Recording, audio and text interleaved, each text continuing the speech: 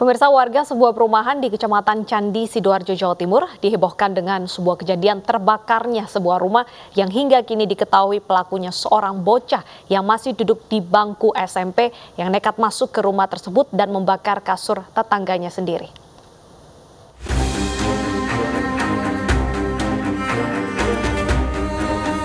Dalam video amatir, petugas pemadam kebakaran memadamkan kobaran api di sebuah rumah milik Adrian Asrianto di perumahan Citra Sentosa Mandiri, Sidoarjo, Jawa Timur.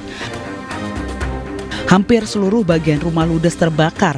Dari keterangan sejumlah saksi dan warga, kejadian ini diakibatkan oleh seorang anak yang masih duduk di bangku SMP.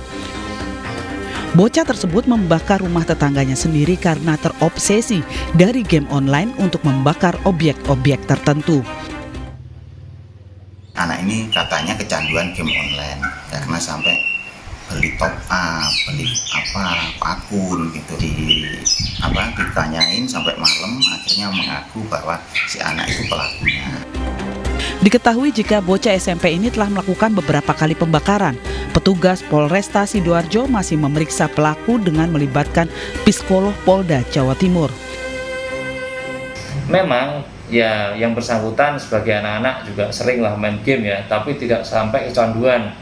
Jadi mungkin ada faktor-faktor psikologis yang lainnya, bisa juga dari faktor keluarga, faktor teman, sosial dan sebagainya. Sehingga itu kita harus gali lagi nanti di psikolog ya yang memang ahli di bidang atau melihat dari sisi mental ataupun kondisi psikologis anak tersebut. Kini pelaku masih dalam penanganan petugas Polresta Sidoarjo, Jawa Timur untuk melanjutkan proses pemeriksaan dan penyelidikan. Untuk korban sendiri memilih untuk mengungsi di rumah kerabatnya hingga nanti rumah tersebut dapat ditempati kembali. Dari Sidoarjo, Jawa Timur, Yoyo Agusta, iNews melaporkan. Perempuan yang dibakar kekasih di Cianjur meninggal dunia karena luka bakar. Terduga pelaku pembakaran, Indah Daniarti, warga Cidaun, Cianjur juga telah ditangkap.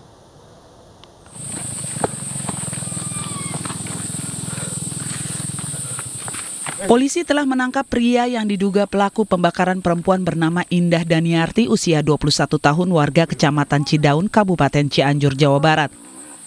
Saat ditangkap di tempat persembunyiannya di dalam hutan wilayah Ciwidey, pria berinisial DI, usia 31 tahun, diduga pelaku juga mengalami luka bakar di tubuhnya. Dari tangan pelaku, petugas kepolisian sita barang bukti berupa 1 buah jerigen, 1 buah smartphone, dan 1 buah korek api. Pelaku melarikan diri usai melakukan pembakaran dengan menyiramkan BBM terhadap korbannya yang merupakan pasangan kekasihnya. Pelaku cemburu hingga terjadi cekcok antara korban dan pelaku sampai terjadi pembakaran hingga menyebabkan luka bakar cukup serius. Cemburu apa gimana itu? Kenapa cemburunya? Kenapa si Indahnya ngapain? Sama cowoknya. Kamu apanya Indah? Kita kan mau nikah habis puasa. Nyesal Pak dan Sementara itu, perempuan cantik Indah Daniarti telah meninggal dunia setelah menjalani perawatan di Rumah Sakit Hasan Sadikin, Kota Bandung. 60% luka bakar di sekujur tubuh, terutama bagian wajah, serta trauma saluran pernapasan karena banyak menghirup asap.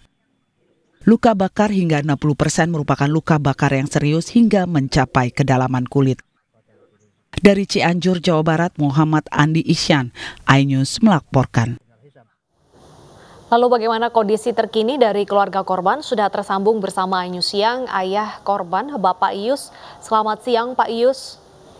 Iya, selamat siang, Mbak. Baik, Pak Ius, kami turut berduka cita atas kejadian yang menimpa almarhum Indah. Sebelumnya kami ingin bertanya, Pak, apakah Pak Ius sendiri ini mengenal dengan pelaku yang notabene adalah pacar dari almarhum? Belum, Mbak. Sebelumnya saya belum kenal sama pelaku. Malah anak saya juga baru kenal dia itu 2 minggu. Itu aja pas mau masuk puasa sampai kejadian itu baru kenalnya hari itu. Jadi baru berpacaran 2 minggu ya, Pak ya? Sebenarnya belum pacaran sih, belum belum kenal pacaran. aja. Iya. Apakah Bapak mendapatkan informasi penyebab dari kedua belah pihak ini bertengkar, Pak? Saya tahunya pas Itu aja pas udah kejadian, saya dapat telepon dari pihak Puskesmas Cidaun bahwa anak saya luka bakar yang sudah ada di Puskesmas Cidaun. Baik, ini kan baru kenal 2 minggu Pak, tapi ada informasi katanya akan ada rencana untuk menikah. Apakah itu betul Pak? Enggak, anak saya juga belum ngomong-ngomong sampai ke sana.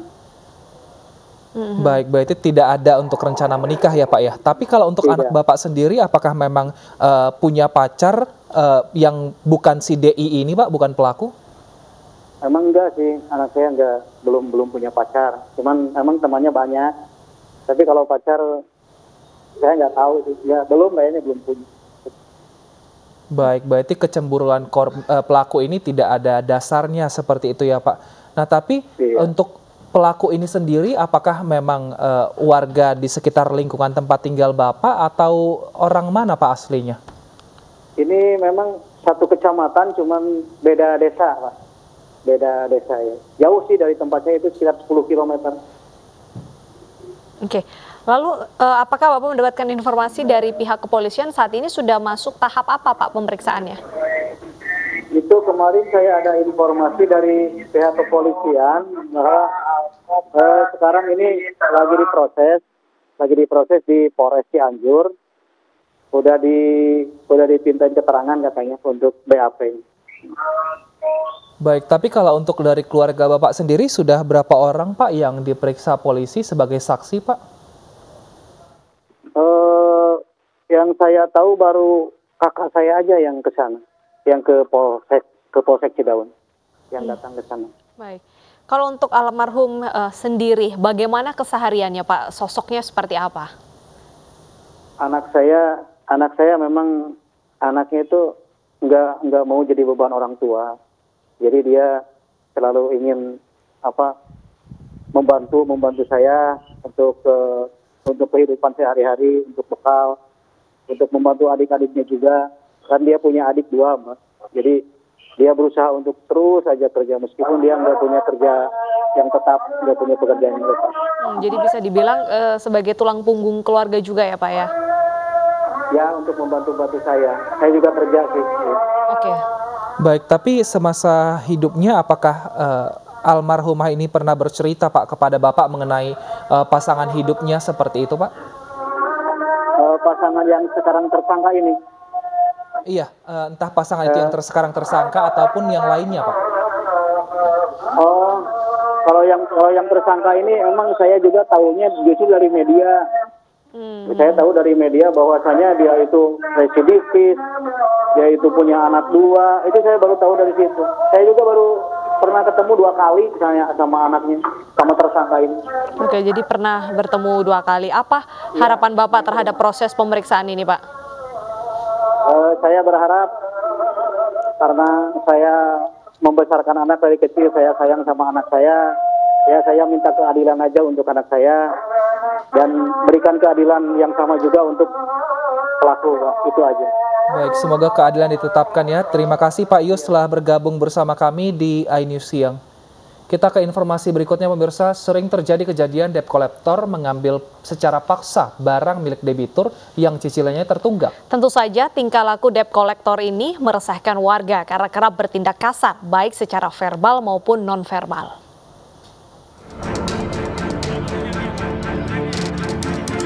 Viral video seorang anggota TNI yang sedang mengendarai mobil dikepung kelompok penagih hutang di gerbang tol kawasan Jakarta Utara. Peristiwa ini terjadi saat Serda Nur Hadi berjaga dan seorang warga yang sedang menyetir alami serangan jantung. Saat Serda Nur Hadi menolong warga tersebut untuk dibawa ke rumah sakit, seketika dihadang kelompok debt collector, bahkan kunci mobil berusaha dirampas. Serda Nur Hadi tidak mengetahui bahwa kendaraan milik penumpang yang memiliki sakit jantung tersebut bermasalah dalam pembayaran.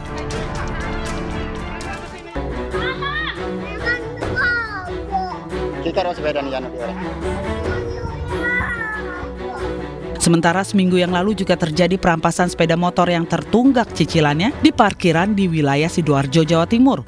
Korban perampasan bersikukuh mempertahankannya lantaran motor yang diambil merupakan milik pamannya. Diduga pelaku yang mengambil motor korban merupakan debt collector sebuah perusahaan leasing.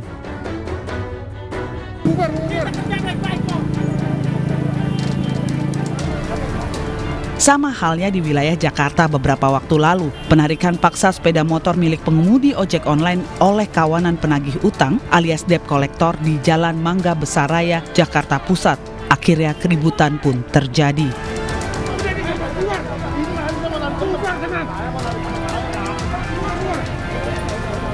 Tindakan kasar ini biasanya terjadi saat debt collector tidak menemukan titik kesepakatan dengan nasabah, baik lantaran nasabah yang telat bayar atau debt collector yang nakal.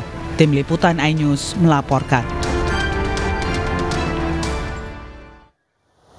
Lantas bagaimana di mata hukum terkait kasus debt collector yang kian meresahkan beberapa hari terakhir? Apakah ini tergolong legal atau justru ilegal digunakan dalam penarikan jasa keuangan? Sudah bergabung bersama iNews Siang Bapak Noviar Irianto, praktisi hukum. Selamat siang Pak Noviar. Selamat siang, Mbak. Baik, Pak Noviar, sebenarnya untuk penggunaan jasa debt collector ya bagi mungkin beberapa perusahaan keuangan ataupun juga leasing, apakah ini memiliki dasar hukum yang kuat, Pak? Ya, memang kan hubungan hukum dengan pemilik benda ya atau motor atau mobil itu sebenarnya hanya ke lembaga pembiayaan.